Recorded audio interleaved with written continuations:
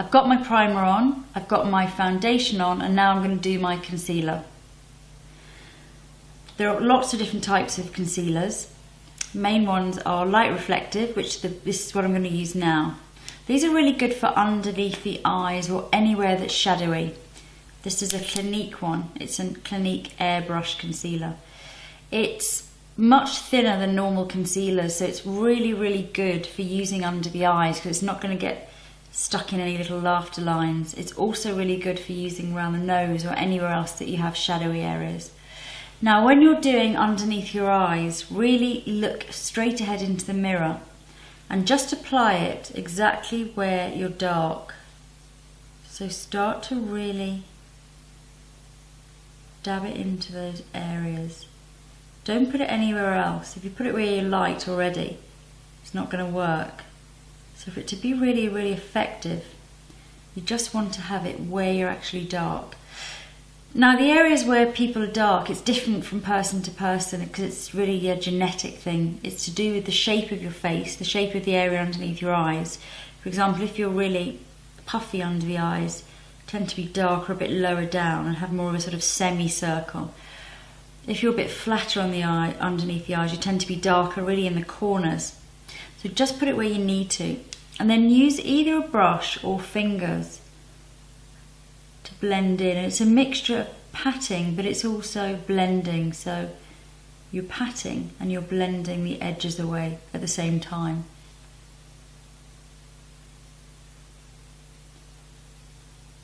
And it's better to build up thoughtfully. So putting it where you need it and keep stepping back than just to go in and put it on all over the place, which never ever works and tends to look quite odd.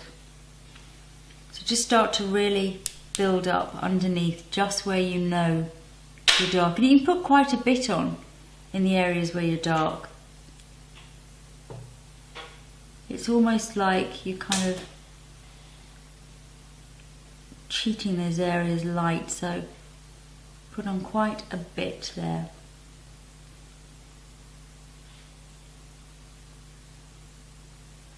And keep checking in the mirror. Now you can always go back to this at any time during the makeup. So when you've done all of your face and you're almost ready to go out the door, you can always check, and if you're looking dark underneath your eyes, you can always go back in and just add a little bit more and just freshen up.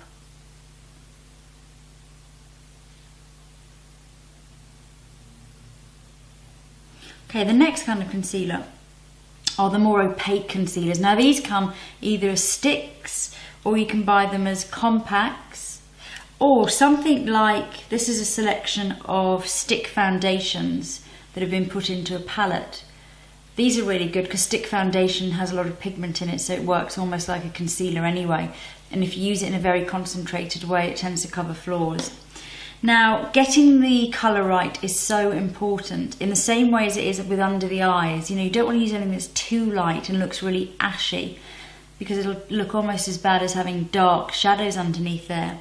Same when you're covering spots. If you use the wrong colour of concealer, you're going to see the sort of area around it. It's going to look lighter, or if it looks darker, and sometimes that can be even more eye-catching than the original blemish. So really think about getting exactly the right colour.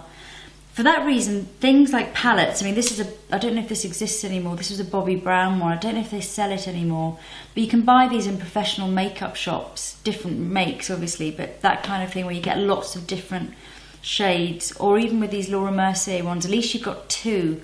So you can use the lighter one when your skin's lighter, the darker one in the summer, and then mix for the rest of the year. So I'd say minimum 2 shades of this type of concealer is best. Now you can use either a larger brush, which is really good if you're doing large areas of concealing. So if you've got areas of pigmentation, or you have red patches, often when you're red on your cheeks, you get red patches down here by the jaw. So for large areas like that, either fingers works well, or a brush. So I'm just going to use this brush just on a few areas where I need some concealing on my chin.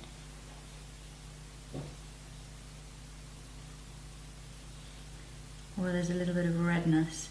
and just really go over any larger areas and really make sure that you blend those edges away seamlessly, so no one can really tell that you've got a heavier coverage in certain areas. It just looks completely natural all over.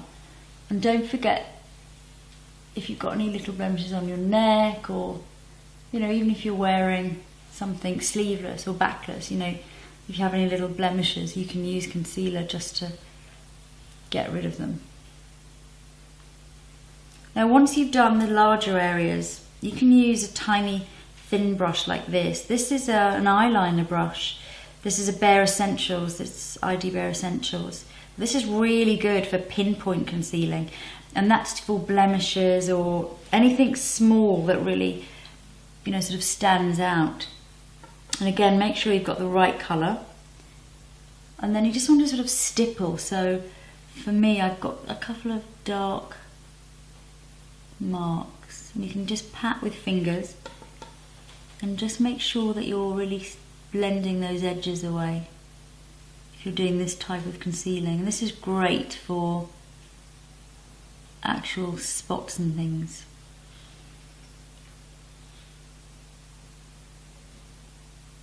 It's a little bit like retouching your skin. It's a bit like photoshopping yourself, and that's when concealer really works so well. It certainly is something that all makeup artists do, and it's the thing that really makes your makeup look so much more professional, because you're going to have that completely flawless skin without having to have a heavy base on, but everything looks completely perfect and flawless.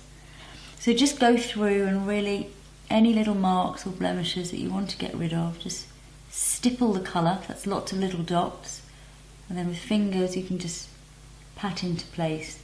And if you've chosen the right shade, it should completely blend in with the surrounding skin. Just at the corner of the eyes, that's a great one for lifting.